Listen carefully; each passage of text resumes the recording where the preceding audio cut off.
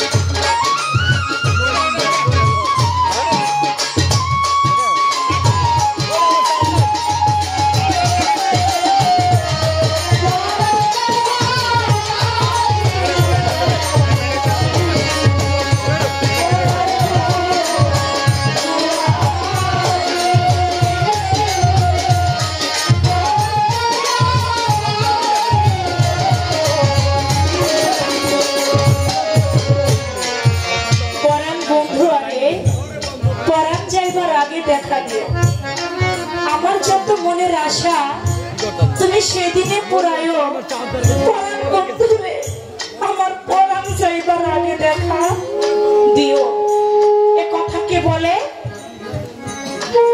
ওয়াইশ করনি পাগলা যিনি আশিকে রাসূল ওয়াইশ করনি আমার দয়াল নবী উফাতের পরে বলে গেলেন আমার গায়ের জুব্বা মোবারকটা তোমরা ওমর হে আলী ওয়াশ করনি পাগলকে দিও দয়াল নবী উফাত হয়ে গেলেন জুব্বা মোবারকটা নিয়ে চলে গেল ওয়াশ করনির খোঁজে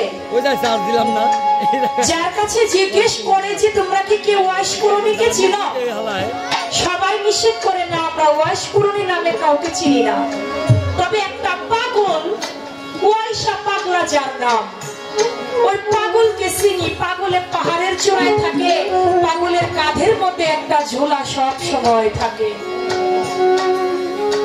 বলে আমরা তো ওই পাগলটারই খোঁজ করি কারণ আমার দয়াল নবী বলেছিল ওয়াশ করনিকে হযরত আলী বলেছিল ইয়া রাসূলুল্লাহ আমরা ওয়াশ করনি তাকে কেমন করে চিনব বলে তার হাতের মধ্যে দুইটা দাগ দেখতে পাবা কিন্তু দাগ দুইটা গভীর নয় হালকা এবং তার মুখের মধ্যে কোনো দন্ত থাকবে না মুখের মধ্যে কোনো দন্ত থাকবে না, তার কাঁধের মধ্যে থাকবে একটা ঝোলা, ওইটাই হবে ওয়াশ করণী পাগলা।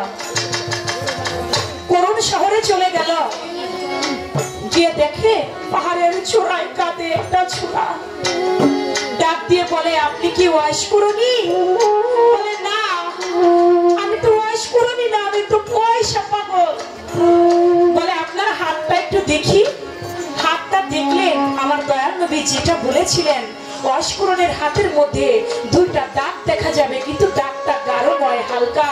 ওয়াশ করণীর কান বাবরি থাকবে চুল, মুখের মধ্যে একটাও দন্ত থাকবে না, কাঁধের মধ্যে থাকবে তার ঝোলা। আপনার সাথে হুবহুব মিলে গেছে, আপনি ওয়াশ করণী। আপনি দয়া করে দয়াল নবীর জুব্বা মোবারকটা গ্রহণ করেন। বলে, এই জুব্বা কার? বলে, হুজুরে পাক সাল্লাল্লাহু আলাইহি সাল্লামের। বলে, সে কোথায়? বলে, সে আর ধরা ধামে নাই। এই কথা যখন বলেছে, এই ভব সংসারে ওয়াশ করণী পাগল কিভাবে আর ঠিক থাকতে পারে? জীবনে দুই নয়নে আমি আমার রাসূলকে দেখিতে না রে পাই।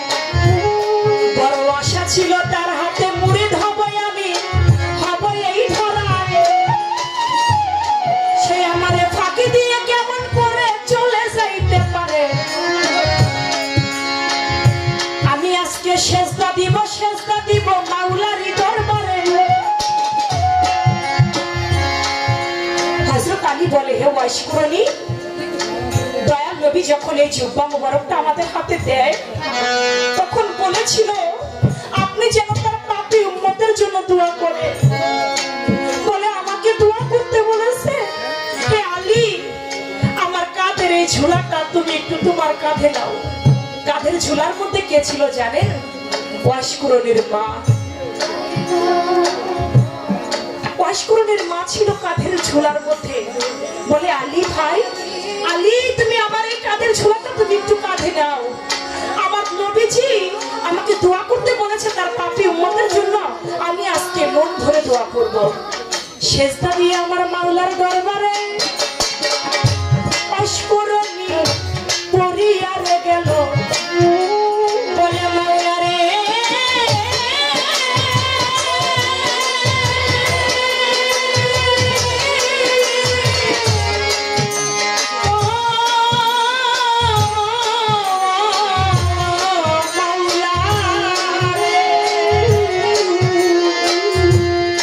আজকে আমি সেজদা দিয়েছি তোমারই দরবারে।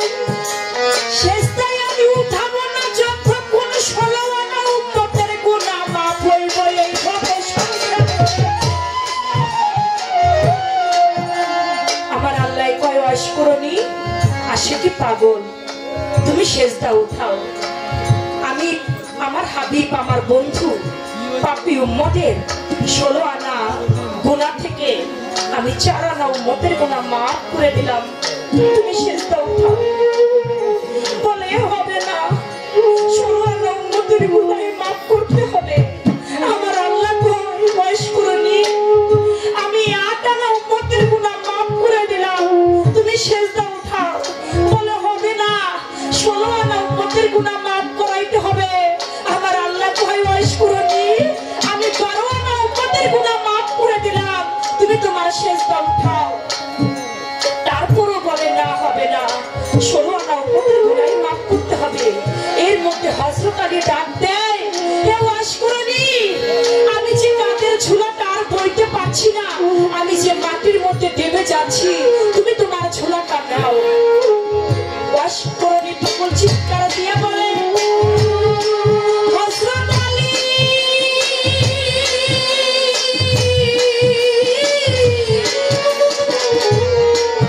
আলী রে, কি করলাম এই ভব সংসারে? আর কিছুক্ষণ সময় পরে যদি ডাক দিতা, নবীর পাপীতে পাপী উম্মতের 16 আনা গুনাহ মাফ করাইতাম এই ভব সংসারে। 12 আনা উম্মতের গুনাহ মাফ করিয়েছিলাম, 4 আনা উম্মতের গুনাহ বাকি ছিল। তুমি আমাকে আর একটু পরে যদি ডাক দিতা,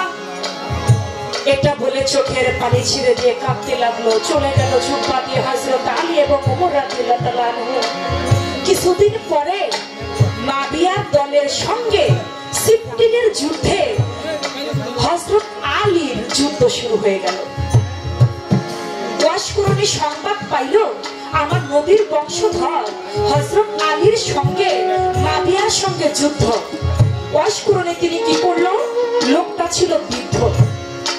দেখেন কতটা ভালোবাসা ছিল আমার নবীর প্রতি, কতটা ভালোবাসা ছিল আমার প্রাক্তন যতনের প্রতি, কতটা ভালোবাসা ছিল আমার আলীর প্রতি। তখন বলে হযরত আলীর পক্ষের লোক যখন যুদ্ধ করতে যায়, বলো ভাই সকল তোমরা কোথায় যাও? বলে মাবিয়ার সঙ্গে হযরত আলীর পক্ষের লোকের যুদ্ধ, আমরা সেই যুদ্ধে যাই। বলে ভাই রে, আমি তো পুরা মানুষ, আমার গায়ের মধ্যে কোনো শক্তি নাই, মুখের মধ্যে রক্ত নাই, তোমরা যদি আমার সঙ্গে করে নিয়ে যাইতা, আমি একটু হযরত আলী হইয়া মাবিয়ার দলের সঙ্গে আমি একটু যুদ্ধ করতাম।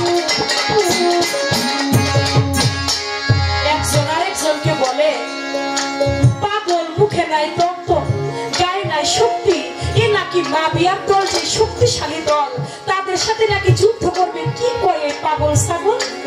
আরেক লোক কয় নে না, বুড়া মানুষ, পথে থেকে যদি একটা ইটার চাকাও টুকাইয়া দেয় যুদ্ধের ময়দানে, এটাও আমাদের কাছে লাগবে, নিয়ে নে ওরে। ওয়াশকুরনিকে নিয়ে চলতে লাগলো। এমন ভাবে ওয়াশকুরনি পাগল যুদ্ধ করতে লাগলো, মাবিয়ার দল হেরে যেতে লাগলো।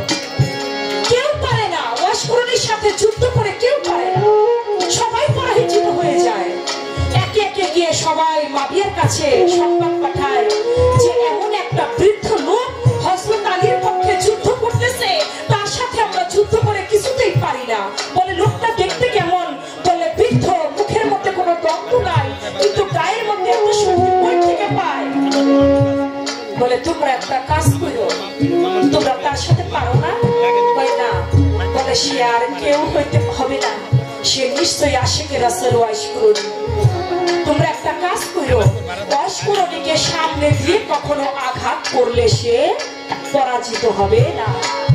তোমরা ওয়াশকুরনিকে পিছন দিক থেকে তীর মারো। কারণ কি জানেন? ওয়াশকুরনির বুকের মধ্যে আমার দয়াল নবীর বাতাস লেগেছিল, এজন্য সামনে দিয়ে আঘাত করলে ওয়াশকুরনির আঘাত গায়ে লাগে না।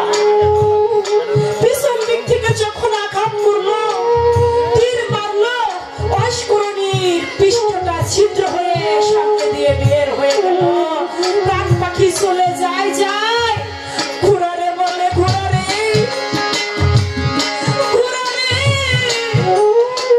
আমারে নিয়ে যা রে, আমার বন্ধু মাওলা আলীর কাছে।